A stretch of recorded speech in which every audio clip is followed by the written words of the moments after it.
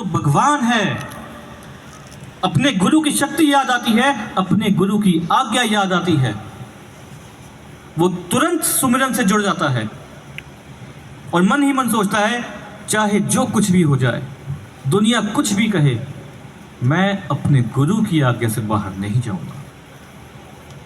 सज्जनों, उसके मन में चल रहा है कि मैं अपने गुरु की आज्ञा से बाहर नहीं जाऊंगा, कदम वहीं रोक लेता है।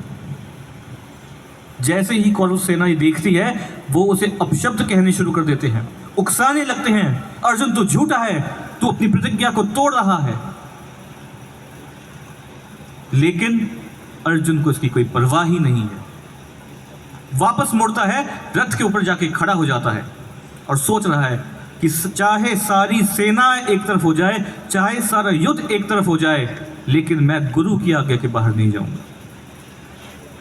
सज्जनों, जब भगवान कृष्ण अर्जुन का ये विश्वास दोबारा पनपते देखते हैं तो वो एक इशारा करते हैं। इशारा किसकी तरफ करते हैं? उस सूर्य की ओर जो डूब चुका है। और जैसे ही वो इशारा करते हैं, एक लीला होती है। जो सूरज डूब चुका था दोबारा आसमान में चढ़ने लग जाता है, दोबारा आसमान में चमकने लगता है और अर्जुन को वो एक आज्ञा देते हैं कि अर्जुन उठा अपना गांडीव, चढ़ा तीर और कर दे वध जयद्रथ का। अर्जुन एक भी क्षण की देर किए बिना एक ही तीर से जयद्रथ का वध कर देते हैं। एक नया इतिहास रचा जाता है। कभी इतिहास में ऐसी घटना नहीं हुई थी। उससे पहले ना तो कभी किसी ने सुना था, ना किसी ने पढ़ा था, क्योंकि हुआ ही नहीं था। सज्जनों, जब ये घटना महाराज जी दिखाते हैं, ये दृष्टांत पूरा होता है, तो महाराज जी इस पूरी घटना को उस भाई के सामने डिकोड करते हैं, उसे समझाते हैं। महाराज जी कहते हैं, ये जो सूरज का छिपना है, ये जो दृश्य मैंने तुमको दिखाया है, ये मेरी समाधि से रिलेट करता है। गुरु महाराज जी कहते हैं, सूरज का छिपना मेरे समाधि में जाने के जैसा है। जब सूरज छिपा तो जितने कौरवों के अधर्मी योद्धा थे वो सामने आ गए, वो जयद्रथ भी सामने आ गया था। महाराज जी कहते हैं, ऐसे ही जब मैं समाधि में गया तो समाज की बुराइयां सामने आने लगी। जितने झूठे संत थे, पाखंडी बाबे थे, वो बेनकाब होने लगे। कौन सी पार्टी देश के हित में काम कर रही है, कौन सी पार्टी देश के विरोध में काम कर रही है, वो सब कुछ समझ में आने लगा। महाराज जी ने नाम लिया एक यूनिवर्सिटी का, दिल्ली की यूनिवर्सिटी का। महाराज जी ने कहा, वहां नारे लगाए गए देश को तोड़ने के लिए, टुकड़े टुकड़े गए। और महाराज जी ने कहा, जब सूर्य दोबारा चढ़ेगा, महाराज जी कहते हैं, जब हम समाधि से लौटेंगे तो जयद्रथ रूपी बुराइयां अपनी चरम सीमा पे होंगी। और उस समय जो साधक, जो शिष्य मुझसे अंदर से जुड़े होंगे, जिन्होंने उन तूफानों को झेला होगा, उनसे मैं उन बुराइयों का वध करवा दूंगा। जैसे भगवान कृष्ण से, अर्जुन से धर्म की स्थापना करवाई थी, मैं आप सभी से नवयुग की स्थापना करवाऊंगा, नवयुग की स्थापना। सज्जनों, महाराज जी ने बताया कि महाराज जी किस कार्य के लिए समाधि में गए हैं। इसको समझते हैं। महाराज जी हम सबको वट वृक्ष बनाने के लिए समाधि में गए हैं। महाराज जी वो लाखों शिष्य, लाखों साधक जिन्होंने इन तूफानों को झेला होगा, जिन्होंने इस समय साधना की होगी, जो अंदर से गुरु से जुड़े रहेंगे और जब महाराज जी समाधि में से वापस आएंगे तब तक टिके रहेंगे, उनकी सेना को तैयार करने के लिए महाराज जी समाधि में गए हैं। हम में से चुनाव करके हम सभी को वट वृक्ष की तरह मजबूत करने के लिए महाराज जी समाधि में गए हैं। क्योंकि जब महाराज जी हमारे बीच में से उन सुपीरियर सोल्स को चुनेंगे तभी तो ऐसे बड़े बड़े महान कार्य करवा पाएंगे, और ऐसे महान कार्यों को करने के लिए वट वृक्ष तो बनना ही पड़ेगा, गुरु की आज्ञा में चलना पड़ेगा। एक बार एक गुरु भाई था, हम टेंट की सेवा किया करते थे। उसके मन में एक सवाल आया कि यार महाराज जी तो विश्व शांति की बातें करते हैं, लेकिन हम तो टेंट ही लगाते रह गए, हम क्या कर लेंगे, हम तो बहुत साधारण से लोग हैं। तो सज्जनों, अगर हम साधारण हैं तो चंद्रगुप्त तो हमसे भी ज्यादा साधारण था। चंद्रगुप्त मौर्य भेड़ बकरियां चराता था, गडरिया था एक। लेकिन चंद्रगुप्त गडरी से चंद्रगुप्त सम्राट, ये उसकी महानता नहीं थी, ये उसके गुरु की महानता थी। एक बार की बात है, चंद्रगुप्त छोटे हुआ करते थे। चंद्रगुप्त का दाखिला चाणक्य ने एक विद्यालय में करा दिया। उसी विद्यालय में चाणक्य भी आचार्य थे। अब क्योंकि चंद्रगुप्त गरीब था, शूद्र था, वहां किसी से उसकी नहीं बनती, और जो राजसीय घरानों से आए विद्यार्थी थे उसकी शिकायतें लगा देते थे। एक बार ऐसे ही उसकी शिकायत लगी और चाणक्य ने उनको सजा दी, दंड दिया। उनको एक तलवार पकड़ाते हैं और एक पेड़ के पास ले जाते हैं। कहते हैं, चंद्रगुप्त, इस पेड़ से एक भी पत्ता तेरी तलवार से कटे बिना नीचे नहीं गिरना चाहिए। और वो चले गए। पीछे में चंद्रगुप्त सोच रहे हैं, उनके मन में चल रहा है कि मेरी तो कोई गलती भी नहीं थी, मेरे गुरु ने मेरी सुनी भी नहीं और मुझे दंड दे दिया। लेकिन वहीं दूसरी ओर क्या चल रहा है कि गुरु ने एक आज्ञा दी है,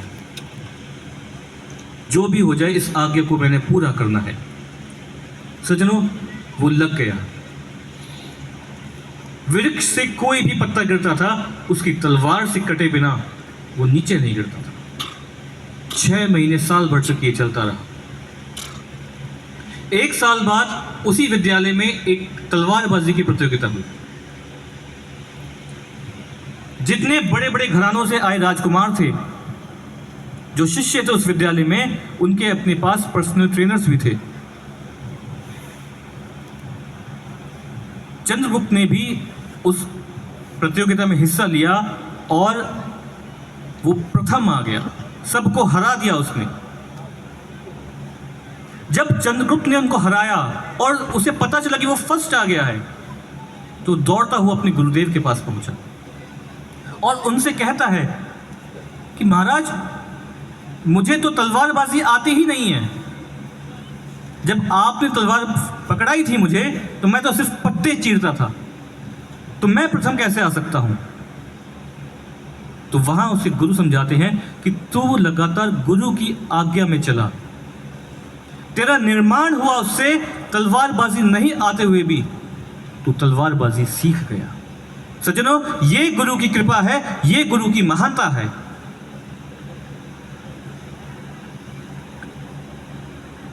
जैसे कि एक पत्थर को नहीं पता कि उसमें कितनी संभावनाएं हैं, उसका पता सिर्फ एक मूर्तिकार को होता है। एक मूर्तिकार चाहे तो एक पत्थर से वो श्री राम की मूर्ति भी बना सकता है, और वो अगर थोड़ी टेढ़ी हो तो श्री कृष्ण की मूर्ति भी बना सकता है बांसुरी बजाते हुए। लेकिन क्या पत्थर जानता है ये बात? वो तो पत्थर है। ये महानता मूर्तिकार की है। एक बहुत अच्छा वाकया याद आ रहा है। एक बार एक साध्वी बहन जी की सेवा लगी जागरण में भजन गाने की। गुरु महाराज जी ने उनको सेवा दी। जब साध्वी बहन जी ने भजन सीखना शुरू किया, क्योंकि फर्स्ट टाइम था, तो कभी किसी से पूछा, कभी किसी से पूछा, उन्होंने तैयारी की। जागरण था, पहुंचे, वहां भजन गाने लगे। वहां पर और भी जो सेवक थे, जो शिष्य थे, जो पुराने शिष्य थे, जो मंझे हुए थे, वो बैठे थे। उन्होंने उनकी गलतियों को नोट करना शुरू कर दिया। जैसे ही उनका भजन पूरा हुआ तो उन्होंने बताया कि इसमें ये गलती थी, इसमें ये गलती थी। जब इतनी गलतियां पता चली तो वो हताश हो गए, वो निराश हो गए। मन ही मन सोचने लगे कि महाराज जी, आपकी सेवा के साथ मैं अन्याय कर रही हूं। जागरण समाप्त हुआ। जब वापस पहुंचे और महाराज जी ने बुलाया तो वहां रोने लगे कि महाराज जी, मेरी सेवा चेंज कर दीजिए। मैं आपकी सेवा के साथ अन्याय कर रही हूं, मुझे भजन गाने नहीं आते। सज्जनों, जानते हैं महाराज जी ने क्या कहा? गुरु महाराज जी कहते हैं, मैंने तुम्हारा चुनाव इसलिए नहीं किया कि तुम्हारे अंदर कोई योग्यता थी। महाराज जी कहते हैं, क्योंकि मैंने तुम्हारा चुनाव किया है, इसीलिए तुम्हारे अंदर योग्यता अपने आप आ जाएगी। सज्जनों, आज हमारा भी चुनाव गुरु महाराज जी ने किया है, और हम ये ना सोचे कि हम क्या कर लेंगे। अगर हम डटे रहेंगे, हम साधना सेवा करते रहेंगे, हम अंदर से जुड़ेंगे, तो योग्यता तो महाराज जी अपने आप दे देंगे। किसी ने एक बार महाराज जी से प्रश्न किया कि महाराज जी, हम साधना तो करते हैं, हम सेवा भी करते हैं, लेकिन मुझे अपने अंदर कोई परिवर्तन दिखाई नहीं देता। मुझे महसूस ही नहीं होता कि कोई चेंज आया है मेरे अंदर। तो जो महाराज जी बड़े अच्छे एग्जाम्पल से इस बात को समझाते हैं। महाराज जी कहते हैं, तुमने देखा है जब मुर्गी अंडा सेती है तो क्या होता है? कई दिन तक मुर्गी अंडा सेती है, लेकिन अंडे में कोई परिवर्तन देखने को नहीं मिलता। तो क्या कोई परिवर्तन नहीं हो रहा है? बाहरी रूप से कोई परिवर्तन चाहे ना हो रहा हो, अंदर ही अंदर एक चूजा बन रहा होता है। महाराज जी कहते हैं, जब समय आता है तो एक क्षण में ही वो चूजा बाहर आ जाता है। और ऐसे ही आपके अंदर भी वो शक्तियां डेवलप हो रही हैं, और जिस दिन उनकी आवश्यकता होगी वो एक क्षण में ही बाहर आ जाएंगी। आपको कुछ भी नहीं करना पड़ेगा।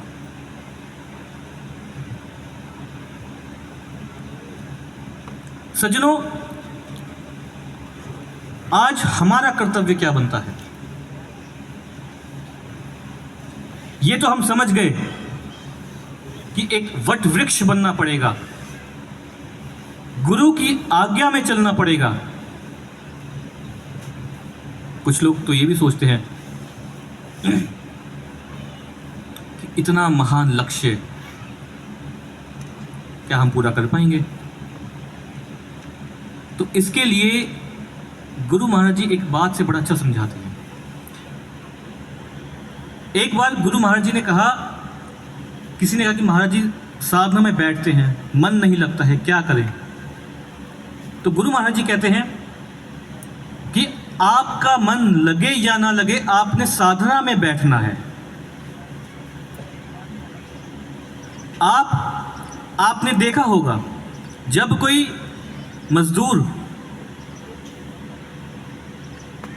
दिहाड़ी पे जाता है तो वो दिहाड़ी जब अपनी वो जो उसकी जॉब होती है, जो भी उसने कार्य करना होता है, वो करे या ना करे, उसे दिहाड़ी पूरी मिलती है।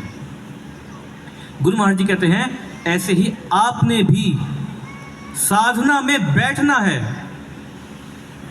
आपने कोशिश करनी है, आपका मन लगे या ना लगे आपको आपकी दिहाड़ी मिलेगी। सेम आज भी आज्ञा में कैसे चलना है सज्जनों, बहुत ही आसान है। जो भी इस मंच से आज्ञा मिले, जो भी साध्वी बहनें कहें, जो भी मिशन से आज्ञा मिले, आपने पूरा करना है। चाहे वो साधना की आज्ञा है, चाहे वो सेवा की आज्ञा है, और चाहे वो सिर्फ आश्रम आने की आज्ञा है, आपने उसे पूरा करना है।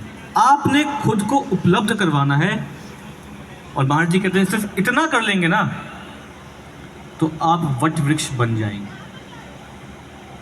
क्या मुश्किल काम है? क्या साधना करना मुश्किल है? सेवा में आना मुश्किल है? बताइए। जिसको लगता है कि साधना और सेवा मुश्किल है वो हाथ खड़े करिए, और जिसको नहीं लगता, जो ये इन आज्ञाओं में चल सकते हैं, वो हाथ खड़े करके बताइए। अपने लिए ताली बजा लीजिए।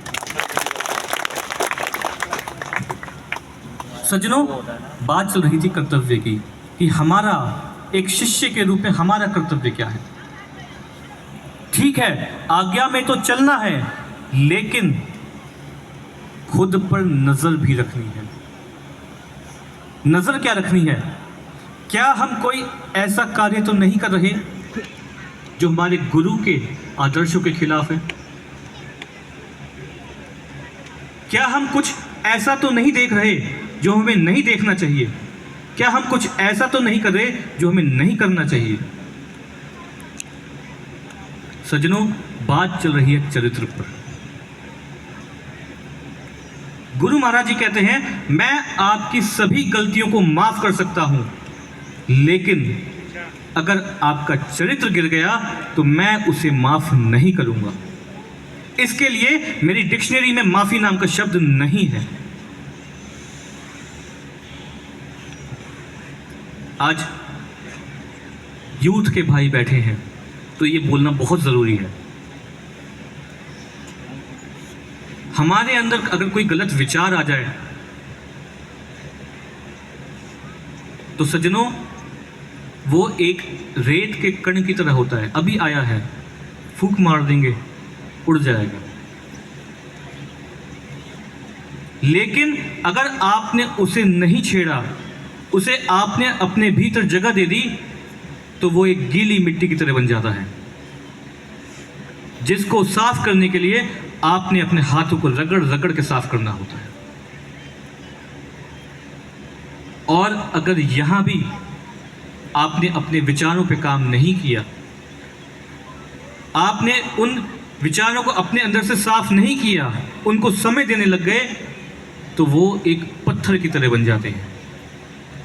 जैसे गीली मिट्टी को आग में डाल दें तो पत्थर बन जाती है। सज्जनों, महाराज जी कहते हैं उसे साफ करने के लिए पत्थर को तोड़ना पड़ता है, और वो बहुत दर्द करता है, बहुत मुश्किल होता है उन विचारों को निकालना। तो हम कोशिश करें, अपने आप पर भी नजर रखें, खुद पर काबू रखें कि हम सोच क्या रहे हैं, हम देख क्या रहे हैं।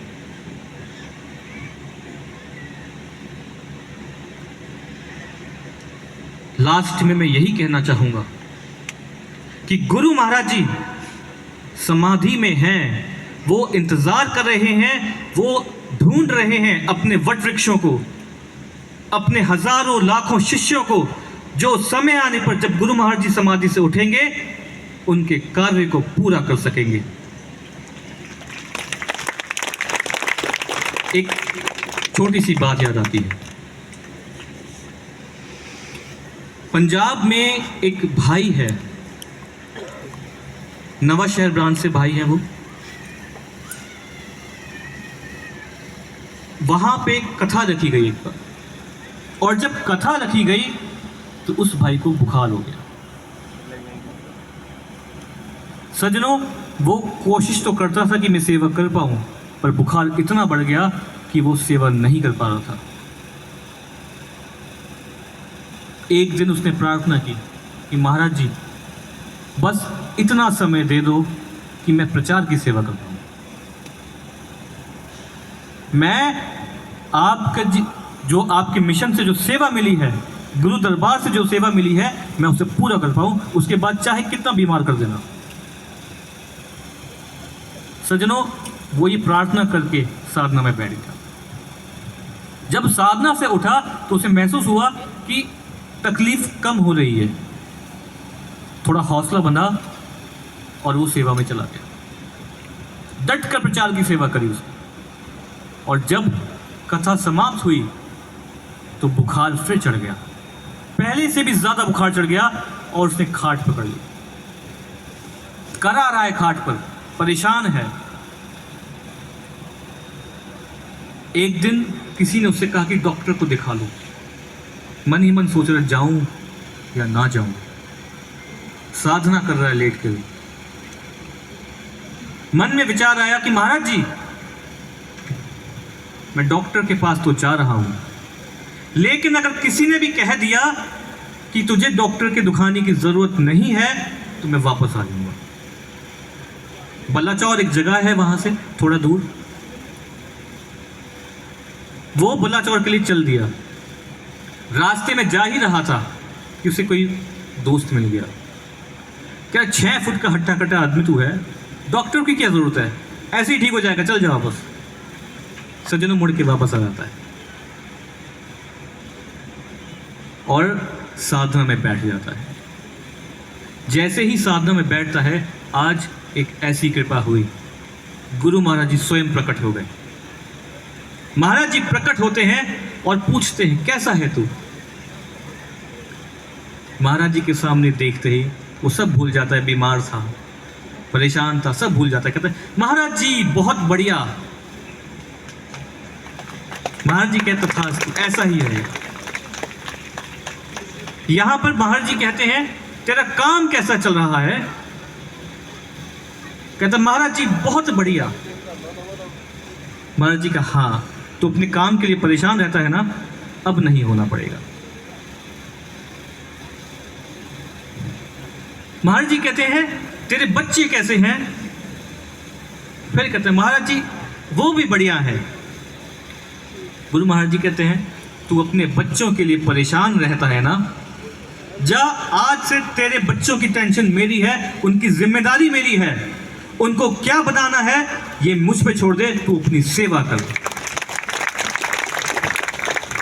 सज्जनों, ऐसा है हमारा गुरु। लास्ट में जाते जाते एक बात कहना चाहता हूं।